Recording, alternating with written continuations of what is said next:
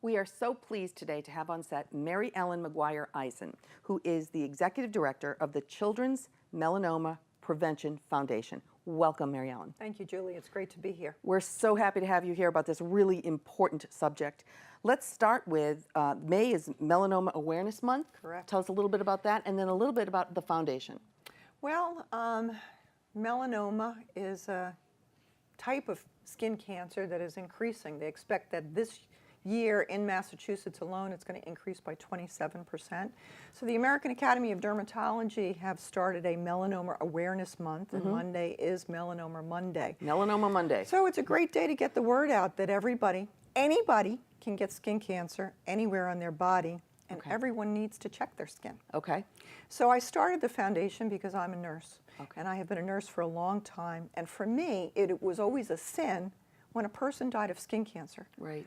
One person dies every 45 minutes from skin cancer in the United States, and it's preventable and easily recognizable. And I knew as a nurse that nurses could really play a big role in terms of educating people about prevention and early detection. I was a nurse practitioner working in dermatology, and 15 years ago, I decided to start the Children's Melanoma Prevention Foundation to teach children the good, healthy habits. Exactly. Yeah. So our mission is to prevent skin cancer by educating children and also working in the area of advocacy. Right. So we had worked on getting the tanning ban last year in Massachusetts, so kids less than 18 can no longer tan. Which is great. Those Thank tanning you. beds are 18 and over only now.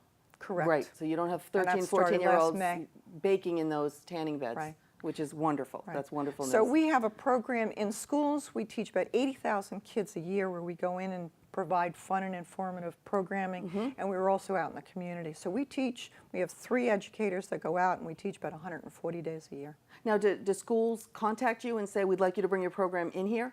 It works all different ways. So yes, they contact us, but we also go out to school nurse meetings and we contact the schools. We just looked at it. 90% of the schools that we teach in rebook us for the following year. Yeah. Oh, well, why wouldn't you? Well, you know, it's really hard for schools to give up time on learning to something, but we really have built our curriculum according to the Massachusetts frameworks so that we can show the administrators time on learning when we come into the classroom. Sure. Let's talk about the rays that actually cause skin cancer. So, and you have a graphic that we'll show also. Go ahead and explain what we're looking at here. So skin cancer is the most common cancer in the United States. Yep. 5 million cases every year in the United States. This year they expect there to be over 86,000 cases of melanoma. Okay. The majority of skin cancers are caused by overexposure to ultraviolet rays. Okay, which is the sun. Yep. And the sun has 2 different types of rays that are able to penetrate the atmosphere. Yep. The A rays, which are really long, which you can take a look at the illustration that I created. All the way to way deep into the skin. Exactly. Yep. They're very long. They come through the atmosphere. They go through windows. They go through our skin. And in the base of our skin, we have these little pigment-producing cells called melanocytes. Yep. They make melanin. When those cells see too much UVA, they secrete more melanin, which floats to the top of our skin, and our skin turns brown. Oh, okay. So we know that they're now freckles come out. Exactly. And we know why they're implicated in skin cancer. And then the B rays, which are the shorter rays. much shorter. Yeah. 90% of the B rays are blocked by the ozone layer. Oh, okay. Only 10% get through. Okay. But 50% of children experience a sunburn every year in the United States, even though we know that sunburns in childhood are associated with melanoma in adulthood. Right. So protecting ourselves from UV rays is essential in curbing the skin cancer epidemic. Okay. Now you have about preventing is that you have a chart that has a hand on it, and the hand shows the different things that you should do with the sunscreen. Yeah. So the thumb. The rule of thumb. Well, first I want to say that sunscreen is the #1 thing that people like to use to protect themselves, but it's not the recommended thing. Okay. First thing is to stay out of the sun, not go into midday sun if at all possible. Right. #2 is to wear sun protection clothing, hats, sunglasses, long sleeve shirts, rash guards. Right. The third thing is sunscreen. Okay. So we just created this illustration to try to teach people about proper sunscreen application Okay. because people do not use sunscreen properly. Number one thing people like to use, but they don't use it properly. The average American uses a quarter of the recommended dose of sunscreen. And this says you should fill your hand. Exactly. Your So entire handful, which is a lot of sunscreen. it's 1 ounce. Yeah. So a handful is an appropriate dose for you because it's relative to your size. Right. So it takes 1 ounce per application to cover your whole skin when you're wearing a bathing suit. Yep.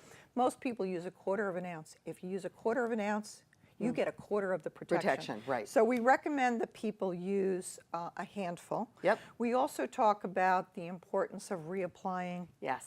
rule of thumb, Yeah. every 2 hours. Because you sweat and you go in the water Yes. and At least every 2 hours. So Yeah. if you're in the water, yeah. you need to check the label for water resistance. Right. And water resistance is either 40 or 80 minutes you need to see. Okay. If it's 40 minutes, you have to get out of the water and Yep, reapply. and do it again. Okay. And I also talk about about the importance of the UV index. Yes. People do not know that UV peaks in June, and it's easier to get a sunburn in May Really? than it is in August. Oh, On yeah. average, it's higher in May. So people think UV correlates with temperature. It doesn't. It doesn't. Okay. All right. So that's a really important point. Okay.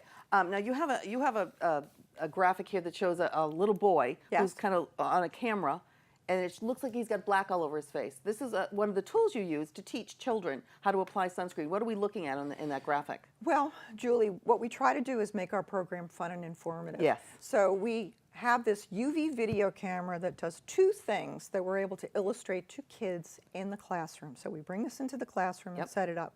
First is it shows pigmentary changes secondary to the sun. So Okay. it highlights sun damage. Okay. Freckles are sun damage. Right. We're not born with freckles, we Right. get freckles from the sun. Right. So it does that one thing.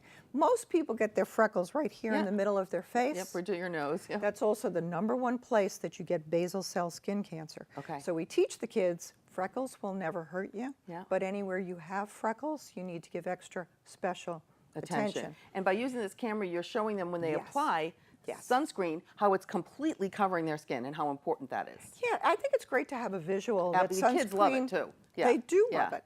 It's wonderful for them to have a visual that sunscreen really does create a barrier Yeah. between your skin and the sun. Right. The UV rays break down the sunscreen. The higher the UV index is on a given day, the faster your sunscreen is going to come off your face. Right. That's why we say rule of thumb.